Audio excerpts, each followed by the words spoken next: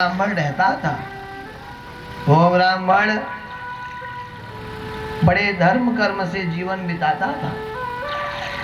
उसे एक संतान हुई। वो संतान मार्ग से जा रहा था। दो शूद्र पति पत्नी थे, दंपत्ति, और वो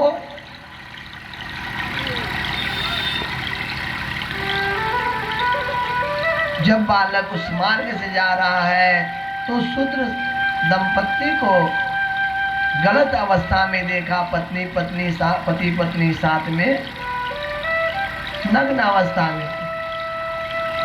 ऐसी अवस्था देखकर छोटा सा बालक, उसके मन का भाव परिवर्तन हो गया, क्योंकि गलत अवस्था में देख लिया। कहे मन बिगड़ा। मन बिगड़ने का कारण क्या था? नेत्र, आँख। पहले आँख बिगड़ा तो मन बिगड़ा, मन बिगड़ा तो चरित्र बिगड़ा, और चरित्र बिगड़ा तो सब बिगड़ गया। छोटा बालक ने दो दंपत्ति को संभोग करते देखा, उसके मन में गलत भावना जागृत हुई और वो बालक गलत मार्ग पे जाने लगा।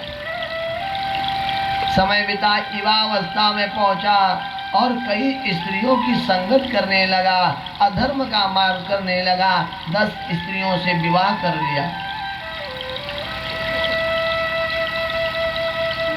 एक दिन एक साधु महात्मा 100 वर्ष तपस्या करने के बाद उस गांव में आए थे।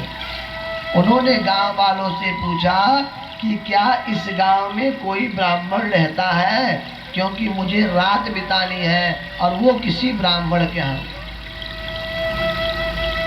गांव के व्यक्ति ने कहा, एक ब्राह्मण परिवार तो है, लेकिन वो ब्राह्मण कहानी योग्य नहीं है, महापापी है, अधर्मी है और कुसंगति वाला गलत आदमी है। अजामिल नाम उसका था। तब क्या हुआ? साधु ने कहा, मुझे तो सिर्फ एक रात बिताना है, वो कैसा है मुझे नहीं मतलब, ब्राह्मण होना चाहिए। अजामिल क्या ब्राह्मण? साधु महात्मा गए, उससे बोले मुझे रात बितानी है, एक रात रुकने दोगे? अजामिल ने कहा, बस एक रात, दूसरे दिन यहाँ रहोगे नहीं, मैं भगा दूंगा। रात की बात है, रुक जाओ। रात में रुक गए। सुबह उन्होंने देखा तो अजामिल से कहा, देखो तुम मेरी एक बात मान लेना। अजामिल ने कहा, मैं कोई बात नहीं मानूंगा। क्यों मानूं आपकी बात? कौन होते हो बात बनाने वाले? साधु ने कहा, देखो तुम्हारी पत्नी को 10वीं संतान होने वाली है, और वो जो संतान होगा बेटा होगा।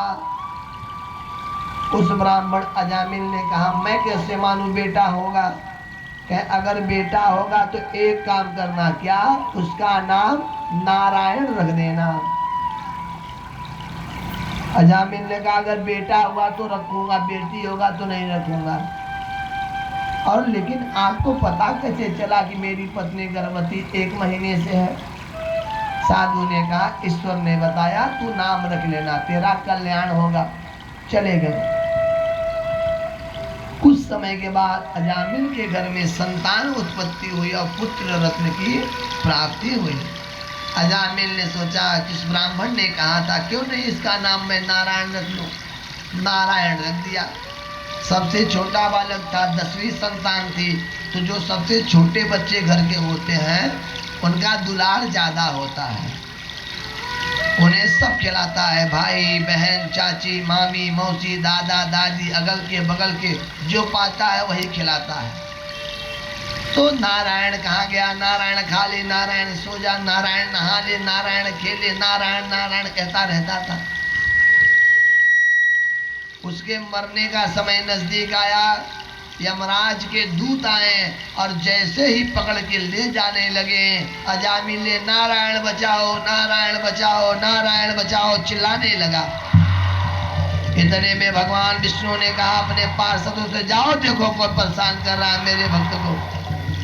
पार्षद आए और यमराज के दूत भाग गए, देखते ही भगवान के पार्षदों को,